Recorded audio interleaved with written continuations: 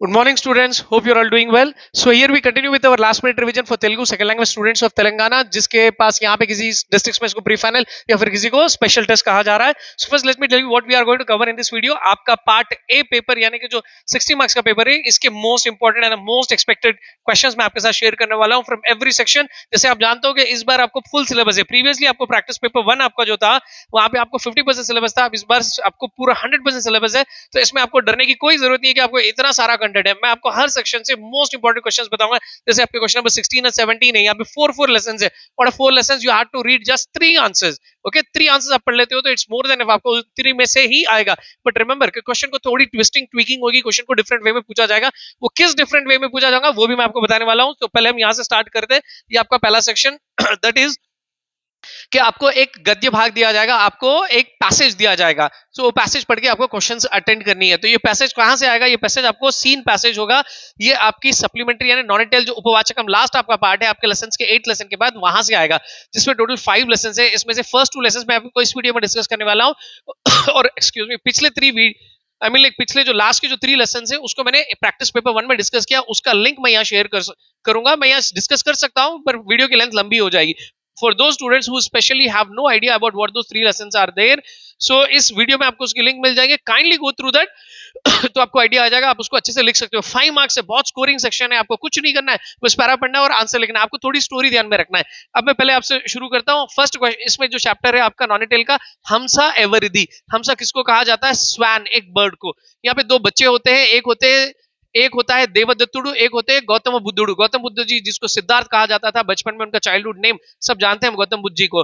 तो उनका नाम सिद्धार्थ हुआ करता था बचपन में और उनका एक दोस्त हुआ करता था देवदत्तुडु. सो देवदत्तुडु ये नदी के किनारे खेल रहे हैं. तो देवदत्तुडु अपनी बो एंड आरो से ये शूट करता है एक स्वैन को, एक उड़ती हुई स्वैन को. बहुत सारी स्वैन होती है तो वो स्वैन उड़ के गौतम बुद्ध के पास गिर जाती है. तो गौतम बुद्ध जी उसकी एरो निकालते हैं और वो स्वैन को कंसोल करते हैं, उसको ट्रीट करते हैं. फिर उसके बाद ये देवदत्त उनके पास अप्रोच होकर बोलता है कि भाई this is mine, I have hit it, I have hunted, it's mine. So अब ये दोनों की बात यहाँ पे सुलझती नहीं है. तो इसको रिजोल्व करने के लिए ये राजा के दरबार में चले जाते हैं, न्याय अधिकारी के पास. न्याय अधिकारी यानी जज के पास जाते हैं राजा के दरबार में. सो न्याय अधिकारी कहता है कि ये अगर शूट होके यानी कि आपके शूट होने के बाद, शूट करने के बाद अगर ये मर जाती, देवदत्तुडु को कहते हैं, तो वो आपकी होती. ये मरी नहीं, जिंदा है और इनको मिल गई तो इनकी हो गई. तो इस फैसले से वो सेटिस्फाइड नहीं होता है.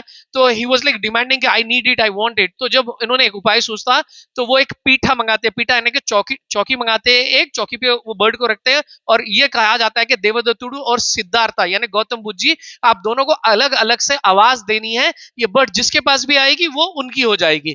सो देवदत्तुडु क्या करता है, शार्प वॉइस और हैर्श वॉइस से उसको बुलाता है, पुकारता है. So the bird does not goes to him, bird उसके पास नहीं जाती है. फिर गौतम बुद्ध जी ओके अफेक्शनेटली, अप्यायंगा आपके वर्ड यूज किया गया, यानी अफेक्शनेटली लविंगली उसको बुलाते हैं तो वो उनके पास आ जाती है. तो इस तरह ये इश्यू रिजोल्व किया जाता है. ठीक है, तो ये हमसा एवरिदी ये भी इंपॉर्टेंट लेसन है. उसके बाद नेक्स्ट लेसन अनदर क्वेश्चन है, अकबर बीरबल की कहानी तो हम लोग बहुत बार सुन चुके हैं. सो बीरबल की जो चतुराई थी वो देखकर उन वहां के जो आस्थानुलू जो होते हैं, आस्थानुलू का मतलब होता है कोटियर्स. अकबर के जो कोटियर्स थे ये हमेशा उनसे ईर्ष्या करते थे. ईर्ष्या का मतलब होता है जेलसी, एनवी. तो ओके इस चीज को अकबर गमनिस्तु उंडाड़ू, गमनिंचडम यानी इसको गौर करना, इसको नोटिस करना, ऑब्जर्व कर रहा था. सो उन्होंने सोचा कि हम एक उपाय करते हैं. अकबर की जो कैपिटल सिटी थी आगरा, आगरा से रूल करते थे, आगरा उनकी कैपिटल सिटी थी. उन्होंने एक प्रश्न रखा अपने आस्थानुलू, अपने कोटियर्स के सामने कि ये सवाल ये है कि हमारे आगरा पट्टनमलो, आगरा शहर में ఎన్ని కాకులు ఉన్నాయో లెక్కబెట్టి చెప్తే మీకి మంత్రి పదవిని ఇస్తాను. तो अगर कोई आप में से काउंट करके कितने कव्वे हैं अगर हमारे शहर के बता दें तो मैं उनको क्या देने वाला हूं, मंत्री, मिनिस्टर की पोस्ट दूंगा. तो अंदर अनुकुन्नारू के इदे सब ने ये सोच लिया कि यही बहुत अच्छा सा चांस है, ये बहुत अच्छा सा मौका है. अवकाशमु, अवकाश यानी मौका है. तो अब they started and they were being given A deadline. उनको एक टाइमलाइन दी गई थी 1 वीक की. ये लोग एक्सटेंड करके थोड़ा और टाइम पूछ लेते हैं. तो इधर भागते उधर भागते, हर जगह చెత్తకుండీల దగ్గర, ओके కాలువల దగ్గర, नाले की जगह, हर जगह यहाँ वहां ढूंढते. While Birbal was just relaxing because he know it's impossible to count them. How can you count them? They keep moving here and there. So बहरहाल ये जब जिस दिन इनको काउंट करके बताना है उस दिन ये सब आ जाते हैं। सो इनसे पूछा जाता है कि बीरबल बताइए कि कितने कौवे हैं, तो ये लोग 6803 ओके 6000 चेंज का एक नंबर देते हैं। सो उतने में एक कोटियर उठ के बोलता है नहीं नहीं नहीं when I counted it was 8000 okay change, बल्कि उन्होंने बताते। फिर एक और उठ के बताता है no no no when I counted it was 5000। So जब राजा अकबर पूछते हैं कि बीरबल बताइए कि 6000 आपका सही है या फिर 8000 या 5000, सो देन ही सेज उनका प्रेजेंस ऑफ वाइड विट देखिए, प्रेजेंस ऑफ माइंड देखिए, वो कहते हैं कि ये 8000 जब थे कि दूसरे गांव से जब कव्वे या मेहमान बन के आए तो वो ऐड हो गए 6000 को, और ही when he counted it was that number okay. अच्छा, तो फिर ये 5000 कब हुए कि जब ये कव्वे यानी ये मेहमान जो आए वो तो चले गए और यहाँ के कव्वे कुछ दूसरे गांव को मेहमान बनकर चले गए, तो then it the number decreases to 5000। So देखिए उनका प्रेजेंस ऑफ माइंड कैसा था, उन्होंने स्पॉन्टेनियसली इशू को कैसे रिजॉल्व किया। तो मैंने ये स्टोरी बता दी आपको, राइट। अब आपको इसको माइंड में रखते हुए पैसेज पढ़ना है, आराम से आपको पढ़ना है और क्वेश्चंस को देख के ध्यान से आपको करनी है। And at the same time previous 3 I mean like last 3 lessons के आपको इसके लिंक में मिल जाएंगे डिस्क्रिप्शन बॉक्स में, आपको प्रीवियस वीडियो का लिंक जहां पे मैंने 3 लेसंस को वेरी डिटेल में डिस्कस किया है, उसको भी जरूर पढ़िए। ये स्कोरिंग सब आपका यानी most of the students most often they keep me asking के पासिंग मार्क्स कितने हैं कितने हैं, तो इसको पढ़ लो भाई, आपको पासिंग मार्क्स अच्छे से यहाँ पे निकल जाएंगे। नेक्स्ट अनदर अच्छा एक और चीज कि ये क्वेश्चंस आपको कैसे पूछा जाएगा। सो दे में आस्क यू प्रश्नलु तैयारू చేయండి। कभी कभी ये बोलते हैं कि पैसेज देखे इससे क्वेश्चंस फ्रेम करने के लिए पूछते हैं, तो आप हर सेंटेंस एक पढ़ के एवरू एमिटी इस तरह क्वेश्चंस आप क्वेश्चन टैग्स लगाते जाइए, ये बन जाएगा। देन प्रश्नలకు जवाबुలు రాయండి ओके या फिर वो लोग क्वेश्चंस देते हैं उसके आपको आंसर्स लिखना है, आंसर्स वहीं से मिलते हैं वहां से पिक करके लिख सकते हैं। अगर आपकी तेलुगु अच्छी है तो वर्ड फॉर वर्ड नहीं लिखो, आप अपने ओन से फ्रेम करिए, इट इज मोर बेटर। या कभी तप्पू ఒప్పులను గుర్తించండి यानी वो पैराग्राफ से रिलेटेड 5 सेंटेंस दिए जाएंगे, उसमें कुछ सेंटेंसेस ट्रू हो गए कुछ फॉल्स हो गए, आपको राइट या रॉन्ग उसको मार्क करना है, ठीक है। Got it. चलिए अब आगे जाते हैं। This is again very scoring section okay. I mean like एक और पैसेज है, उससे पहले हम पद्यम पोयम है, आपको पोम्स पढ़ना है। तो पोम्स कैसे पूछे जा सकता है, मैं आपको इंपॉर्टेंट पोम्स भी बताऊंगा। पोम्स आपको मोस्टली तारू मारूंगा, मोस्टली बोर्ड में तो आपको यही आने वाला है। अब ये जो स्पेशल टेस्ट और प्रीफाइनल्स हो रहा है डिस्ट्रिक्ट वाइज अलग अलग हो रहा है, यहाँ पे कोई एक तरह की कंसिस्टेंसी नहीं है, तो एक एक डिस्ट्रिक्ट में अलग अलग पूछा जा रहा है। मे बी दे में आस्क यू कभी भावम पूछे सकते हैं ओके, और कभी पोम पूरी करने के लिए पूछ सकते हैं, यानी कि स्टार्टिंग के वर्ड्स देते आपको पोम पूरी लिखना है, या फिर आपको तारू मारूंगा यानी ऊपर नीचे है जम्बल्ड है उसको आपको रीअरेंज करना है, ठीक है। अब तो इसके लिए पोम्स कौन से पढ़ना है, तो फर्स्ट लेसन में आपके फर्स्ट लेसन में 2 स्टार मार्क्ड पोम्स है, ये 2 अगर आप पढ़ते हो तो इट्स मोर देन इनफ। चलदू लारा गिंचुटा जो पोम है आपकी फर्स्ट, उसके अंदर जलजांति स्थिता ओके, जो पोएम नंबर देख रहा हूं पोएम नंबर 2 है वो ओके। तो उसी तरह एंडन ब्रगति राकटम, तो ये फर्स्ट पोएम है, फर्स्ट और सेकंड पोएम, ये 2 स्टार मार्क पोएम्स आप पढ़ लेते हो तो is more than enough from first lesson. उसी तरह लेसन नंबर 5 में जाना है आपको। लेसन नंबर 5 आपका नीति परिमलालु, नीति परिमलालु जिसमें शतक पद्यालु पोएम्स है, उसमें भी बहुत सारी पोएम्स है, सारे पोएम्स पढ़ने की जरूरत नहीं है, आपको भावम के साथ पढ़ने के लिए मैं बोल रहा हूँ। पोएम्स के नंबर्स मैं बोल रहा हूँ 1 2 4 5। I repeat again, point number 1, point number 2, point number 5, 4 and 5। वैसे तो 3 and 6 भी इक्वली इंपॉर्टेंट है, अगर कोई स्टूडेंट्स ऑलरेडी पढ़ लिया तो उसको रिवाइज कर लीजिए, don't to take a chance. ये 4 पढ़ लो, it's more than enough. First lesson से 2 और यहाँ से 4 ओके। फर्स्ट लेसन के 2 पोएम्स है, इनका भावम नहीं पूछता, अगर ये पूछना है तो ये जम्बल में पूछेगा। अगर उसको भावम पूछना है या पोएम कंप्लीट करना है तो आपको ये लेसन से पूछ सकता है, ठीक है। वैसे ये आपको 6 पोएम्स आपको पढ़नी है, 6 पोएम्स मोर देन इनफ, आपके 5 मार्क्स मिल जाएंगे। चले हम आगे बढ़ते हैं। यहाँ पे गद्यान्नी चदवी जवाबुलु रायंडी, गद्यम यानी एक अनसीन पैसेज आ जाएगा, इसलिए इसका वेटेज ज्यादा है, इसका वेटेज 10 मार्क्स है भाई, 10 marks. So easily you can score. आपको कुछ नहीं करना है, पैसेज को ध्यान से पढ़ना है, 1 से 2-3 बार आपको पढ़ना है तेलुगु। ये नहीं बोलना पहले आपके अंदर जो लैक ऑफ कॉन्फिडेंस है ना इसको दूर करो, तेलुगु नहीं आता कैसा करना, कुछ भी नहीं भाई, पैसेज 2-3 बार पढ़ना ओके। फर्स्ट टाइम पढ़ो कुछ आइडिया स्ट्रक्चर आता, सेकंड टाइम पढ़ो तो you will understand it's situation, समझ में आता आपको किस चीज के बारे में बात हो रही है। फिर देन क्वेश्चंस को पढ़िए, वो पर्टिकुलर क्वेश्चन का आंसर का टेक्स्ट कहां से दिख रहा है वहां से जस्ट पिक करिए और लिखते जाइए। अगर आप ओन से लिखते हैं तो बहुत अच्छी बात है, ठीक है। So with this we have covered the first 20 marks. अब आते हैं हम क्वेश्चन आंसर्स में। इन द क्वेश्चन आंसर्स आपको फर्स्ट जो क्वेश्चन आंसर्स का सेक्शन है, there are 3 sections of question answers, तो उसमें फर्स्ट सेक्शन में आपको चॉइस नहीं है। You will be given 4 questions, you have to write all the 4, each carries 4 marks, 4 4 16। तो इसमें जो फर्स्ट 12th क्वेश्चन होगा मोस्टली 12th या फिर 13th या फिर 12th आपका कवि परिचय या फिर रचयिता परिचय, हम लेखक का परिचय होगा। तो इसमें से मैं आपको 4 मेन रचयिता परिचय और लेखक और कवि परिचय बताता हूँ, ये 4 पढ़ लीजिए, इट्स मोर देन इनफ। और फिर मैं उसी तरह ये 3 क्वेश्चंस भी मैं आपको बताता हूँ, अभी बताने वाला हूँ ओके, एक साथ मैं स्टार्ट करूंगा, मैं पहले आपको बता दे रहा हूँ। फिर देन हम आते हैं क्वेश्चन नंबर 16, आपका जो होगा पद्य भाग आपकी पोएट्री से होगा। तो इसमें चॉइस होगी, आपको 2 दिए जाएंगे क्वेश्चन, उसमें से एक लिखना है, वो भी मैं आपको बताऊंगा। जस्ट मैं आपको 3 to 4 क्वेश्चंस बताऊंगा, it's more than enough from the poetry to read that. आपको उसमें से एक कैसा भी आ जाएगा, लेकिन again and again I am saying disclaimer, question को थोड़ा ट्विस्ट करता वो आपको समझना है। उसी तरह गद्य भाग से भी मैं 3 या 4 क्वेश्चंस बताऊंगा, ये भी बहुत मतलब इट्स मोर देन इनफ। चलिए मैं आपको क्वेश्चन से स्टार्ट करता हूं। सो क्वेश्चन आंसर्स देखिए, मैं आपको लेसन वाइज बताऊंगा। फाइन। सो पहले हम फर्स्ट लेसन से स्टार्ट करते हैं। ओके, तो फर्स्ट लेसन में वैसे तो कोई इंपॉर्टेंट क्वेश्चन आंसर्स नहीं है, क्योंकि यहां से मोस्टली पोम एक्सपेक्टेड है। तो यहां से एक क्वेश्चन ऐसे पूछा जा सकता है कि इसका जो सारांश वाला क्वेश्चन है, ओके, चल दूर लारा गिंचुटा, इससे सारांश आपको पूछा तो आपको पूरा सारांश लिखना है। Many students have learned it from the day 1, या फिर इसमें नहीं, श्री कृष्ण तन स्नेहितुले तो कलसी एला भोजनम चेसाडू, श्री कृष्ण जी अपने दोस्तों के साथ किस तरह खाना खाए। तो ये आंसर कहीं भी वर्कबुक में नहीं है, एलएमआर में नहीं है, ऑल इन वन में नहीं है। तो ये कैसा करना, आपके सारांश में से ही पिक करके आपको लिखना है। कहां से लिखना है, ये देखिए अपने सारांश में आपके जो थर्ड लाइन है, तम तम सद्दुలను తినడానికి అక్కడ ఉన్న బండలను చిగురాకులను గడ్డి పోచలను ఓకే తీగలను చిక్కుముక్కులను పువ్వులను ఆకులను కంచాలుగా చేసుకొని చద్దులు తిన్నారు, खाए। कैसा खाए, अब यहां से स्टार्ट हो रहा, ఒకరికొకరు పరస్పరం చలోక్తులాడుతూ ओके ఒకరి మరొకరు ఊరగాయలతో ఊరిస్తూ భోజనం చేశారు। तो यहां से पिक करके लिखना है। तो मैं एक सैंपल आपको बता रहा हूं, कोई भी आंसर्स आपको I mean like questions twisting करके देगा, तो आपको थोड़ा ध्यान देना है। आपने जो भी आंसर पढ़ा उसी में से निकालना है। ये सिलेबस बहुत शॉर्ट है, बहुत लिमिटेड है, तो क्वेश्चंस वहीं से होते हैं, बट ट्विस्टिंग होती है। ठीक है, तो फर्स्ट लेसन में सारांश पढ़ना है और श्री कृष्णुడు స్నేహితులతో ओके या फिर మిత్రులతో ఎలా భోజనం చేశారు। अब लेसन नंबर 2 पे आते हैं, పొడుపు కథలు। ठीक है, तो పొడుపు కథలు, अच्छा मेरे को कवि परिचय भी बताना है, तो मैं आपको कवि परिचय एक काम करता हूं, पहले मैं आपको कवि परिचय और लेखक परिचय बता देता हूं। तो फर्स्ट लेसन बम्मेरा पोतना, इनका कवि परिचय पढ़ लीजिए। देखो डायरेक्टली आपको पोएट के बारे में पूछा जा सकता है, या फिर लेसन का नाम देके पूछा जा सकता है। देन పొడుపు కథల రచయిత గురించి రాయండి, किसके बारे में, పాకాల యశోద రెడ్డి। देन ప్రపంచ పదులు రాసిన రచయిత గురించి రాయండి, कौन है, doctor C Narayana Reddy. Then Telugu महिला, ये कौन है, इल्लंदल सरस्वती देवी। ओके, श्रमजीवी कनपर्ति रामचंद्राचार्युलु, ये बहुत इंपॉर्टेंट है 5। ओके, इसी को आप पढ़ लीजिए। अगर किसी ने कुछ और पढ़े हैं तो उसको रिवाइज करना मत भूलिए, उसको रिवाइज भी कर लीजिए। ये 5 are the most important, the most expected. चलिए मूविंग फॉरवर्ड, अभी मैं आपको क्वेश्चंस कहता हूं।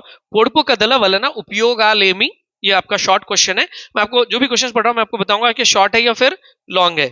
ठीक है, సో పొడుపు కథల వలన ఉపయోగాలేమిటి, పొడుపు కథల గురించి సొంత మాటల్లో రాయండి, ये लॉन्ग आंसर है, ये लॉन्ग आंसर पढ़ लीजिए। ओके, चलिए अब और 2 शॉर्ट आंसर्स बताता हूं मैं ये लेसन से। మన సంస్కృతి నాగరికతలకు పునాదులు పల్లె పట్టులు, गांव। ఓకే, गांव हमारी संस्कृति हमारी सिटीजनशिप की बुनियाद है అని పొడుపు కథల పాఠంలో ఉన్నది కదా, ఎట్లాగో రాయండి। ठीक है, ये शॉर्ट आंसर है। और एक शॉर्ट आंसर, వేద కాలం నుండి ప్రశ్నోత్తర రూపమైన విజ్ఞానం మన సంస్కృతిలో ఉంది, ఏ విధంగా ఉందో వివరింపుము। ठीक है, सो ये क्वेश्चन को लॉन्ग में भी जस्ट इन केस पूछा जा सकता है। जो आप सारांश पढ़ रहे हो ना, सुनता माटलो रैंडी, उसी में ये क्वेश्चन आ जाता कि वेदा कालम नुंडी प्रश्नोत्तर विधानम, आप लॉन्ग आंसर जो पढ़ रहे हैं उसमें से पिक करके भी लिख सकते हैं अगर आपको शॉर्ट आया। ठीक है, अगर कभी आपको कोई शॉर्ट आ रहे हैं लॉन्ग नहीं आ रहे हैं, तो आप ऐसे वैसे थोड़ा सा मैनेज कर लेना है। आई मीन लॉन्ग में से पिक करके आपको शॉर्ट आंसर यूजुअली बना के लिखना है। चलिए अब नेक्स्ट क्वेश्चन पे जाते हैं, प्रपंच पदुलु। तो प्रपंच पदुलु ओके एक इंपॉर्टेंट लेसन है, इससे कुछ आंसर्स आप एक्सपेक्ट कर सकते हो।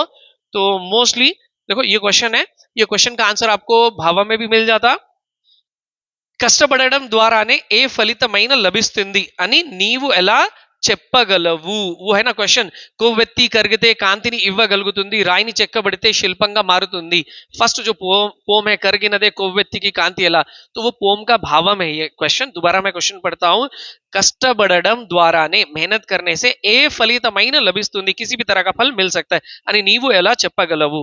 ठीक है, चलिए और एक शॉर्ट आंसर यहां से, మనిషి జీవితం ఎప్పుడు సార్థకమవుతుంది या నేర్చుకున్న చదువు సార్థకం ఎప్పుడు ఎప్పుడు అవుతుంది। तो ये शॉर्ट में भी पूछ रहा और लॉन्ग में भी पूछ रहा। अगर शॉर्ट में पूछा तो आपको क्या करना है मालूम है, आपको ठीक है सेकंड पोएम का भावम पढ़ना है। ये आंसर आपकी वर्कबुक्स में नहीं है। इस लेसन की जो सेकंड पोएम है वो पोएम का भावम पढ़ लेंगे तो काफी है। ये మనిషి జీవితం ఎప్పుడు సార్థకమవుతుంది या మనం నేర్చుకున్న చదువు ఎప్పుడు సార్థకం అవుతుంది. ये शॉर्ट आंसर है.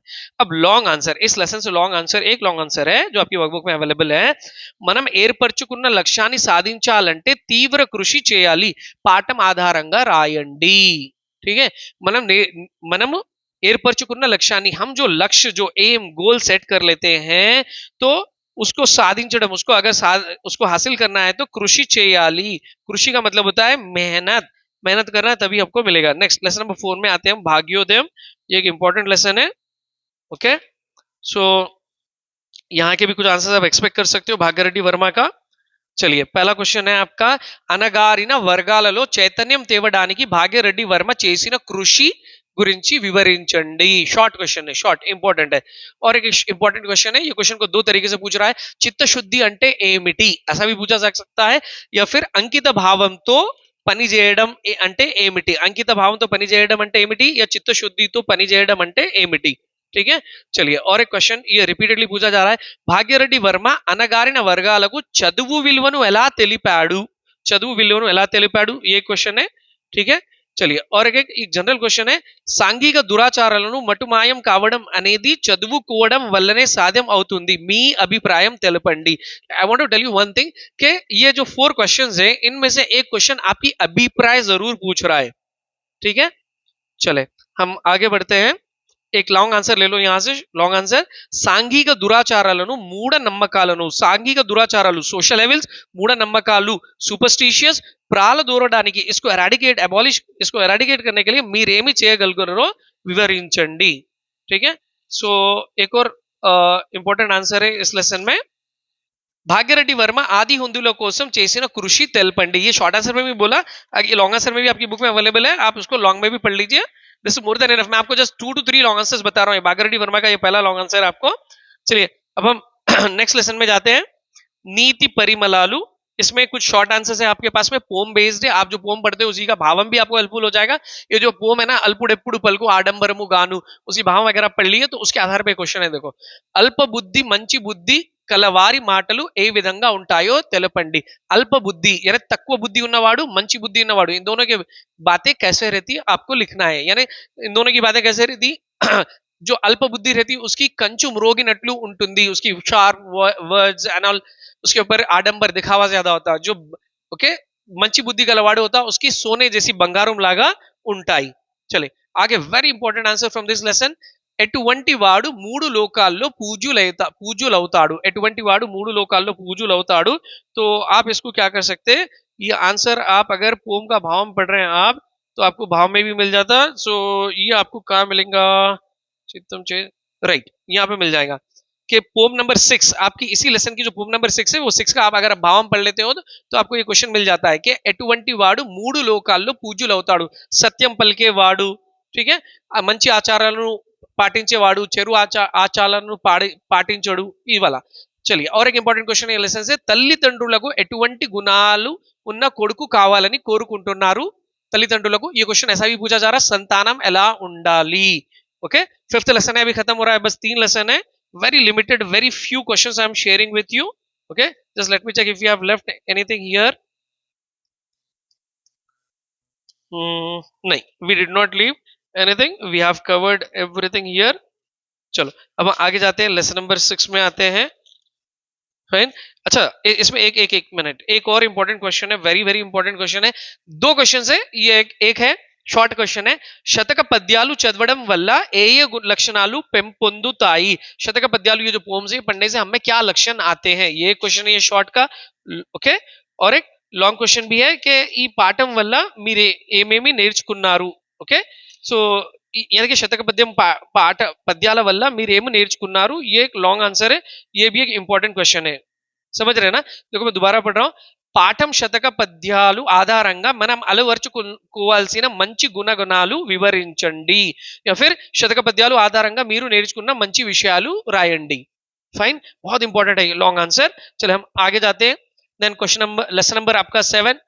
Okay, 6th lesson is not so important, तो ज्यादा एक्सपेक्टेड क्वेश्चंस नहीं है. 7th लेसन आपका श्रमजीवी क्वाइट इंपॉर्टेंट है. ओके, चलिए मैं फिर भी एक आध इसका क्वेश्चन दे देता हूं. इसमें मोस्टली लॉन्ग आंसर ज्यादा पूछ रहा भाई, ये लेसन से शॉर्ट आंसर्स नहीं पूछ रहा. ये क्वेश्चन आपके वर्कबुक्स में देखिए, अगर मोस्टली मेरे को तो शॉर्ट में ही दिख रहा है. మన సంస్కృతి సాంప్రదాయాలను కాపాడడానికి మీరేమి చేస్తారు पूछे तो शॉर्ट में आएगा. उसी तरह మన సంస్కృతి సాంప్రదాయాలను ఓకే తెలుగు మహిళ ఎలా కాపాడుతున్నది, ये लॉन्ग आंसर है. మీరేమి చేస్తారు, आप क्या करते, आप మన సంస్కృతి సాంప్రదాయాలను కాపాడడానికి, ये शॉर्ट में. मैं जैसा बार बार बोल रहा हूँ, एक क्वेश्चन पूछा जा रहा है మీరేమి చేస్తారు, आप क्या करते हैं, आपके ओपिनियन पूछ रहा. ओके, उसके साथ कंफ्यूज नहीं होना. ये మీరేమి చేస్తారు అలాగే షార్ట్ में. లాంగ్ ఆన్సర్ में తెలుగు వారి సంస్కృతి సంప్రదాయాల గురించి సొంత మాటల్లో రాయండి, ये लॉन्ग आंसर है. ठीक है, ये क्वेश्चन को डिफरेंट वे में पूछा जा रहा है, तो मैं अभी आपको पढ़ के बताता हूँ कि इसको how differently they are asking it. चलिए अब श्रमजीवी पे आते हैं. तो श्रमजीवी से श्रमजीవులకు మీరు ఎలా గౌరవిస్తారు, वो एक पढ़ लीजिए. एक और क्वेश्चन है, ये ఐడియా है ना, श्रमजीवी किसको बोल रहे हैं, स्वीपर वेबन को बोल रहे हैं. వీధులను శుభ్రం చేసే వారి కార్మికుల యొక్క గొప్పతనాన్ని గురించి మీ మాటల్లో రాయండి. గొప్పతనం, ये लॉन्ग आंसर है. ये जो साफ सफाई करते हैं उन लोगों की ग्रेटनेस के बारे में आपको लिखना है. గొప్పతనం भी पूछ सकता है, अरे तो इसकी जगह और एक वर्ड पूछता, औन्नत्यम, औन्नत्यम గురించి రాయండి. ठीक है, लास्ट आंसर आते हैं, लास्ट लेसन में आते हैं, हस्तकला नैपुण्यम. I am giving all this questions from the workbook, you will find them mostly in your workbook. अगर वीजेएस है तो बहुत अच्छी बात है आपके पास. ये बहुत इंपॉर्टेंट क्वेश्चन है, एक शॉर्ट क्वेश्चन है. పెంబర్తి గ్రామాన్ని చాందనీ घर అనటానికి గల కారణం ఏమిటి. పెంబర్తి ग्रामम को चांदनी घर, यहाँ के जो नवाब थे, हैदराबाद के निजाम के नवाब जो थे, तो ये लोग इसको चांदनी घर कहते थे. चांदनी घर वो प्लेस को पेम्बरती, क्योंकि वहां के लोग हमारे नवाबों को पानदान, उगालदान और ये जो रॉयल वुमेन होते थे, लेडीज, उनकी ज्वेलरी बना के देते थे. तो वो प्लेस को ये लोग चांदनी घर के नाम से पुकारते थे. ठीक है, so with this we have covered all the important answer from the textbook. एक बार मैं प्रीवियस ईयर के कुछ क्वेश्चंस है, I just read out and okay to check whether have we covered everything और नॉट. ओके, चलो इसी lesson से एक और लॉन्ग आंसर भी है. అపూర్వమైన కళాఖండాలను సృష్టించిన పెంబర్తి గ్రామ కళాకారుల గురించి రాయండి. लॉन्ग आंसर है, डोंट मिस इट. ओके, मैं सीक्वेंस में आपको पूरे आंसर्स बताया, डोंट वरी. मैं 3 आंसर्स आपको बस दे रहा हूं एक एक सेक्शन में. सेक्शन नंबर 16 में 3 और यहाँ पे 3 ही मिल रहे हैं. आप ये 3 पढ़ते हैं तो मोर देन इनफ. ठीक है, सो वैसे तो वी हैव कवर्ड एवरीथिंग. देखो मैं मतलब अब मैं क्या कर रहा हूँ, आपको एडिशनल क्वेश्चंस नहीं दे रहा हूँ, वही क्वेश्चन मैं जो दिया उसको ट्विस्ट करके कैसे पूछा जा रहा है मैं पढ़ रहा हूँ.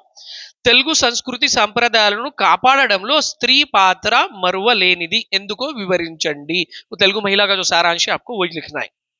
శతక పద్యాలలోని నీతులు మనకు జీవితంలో ఎంతో ఉపయోగపడతాయి, ఎలాగో తెలపండి. మీరేమేమి నేర్చుకున్నారో ఆ విషయాలు वो लिखना है इसमें. ठीक है, देन అనగారిన వర్గాల కోసం భాగ్యరెడ్డి వర్మ చేసిన కార్యక్రమాలు ఏంటిది. तो ये కార్యక్రమాలు भी पूछा जा सकता है. ఆయన చేసిన కృషి ఏమిటి, उन्होंने क्या मेहनत की, दोनों भी एक ही आंसर्स है.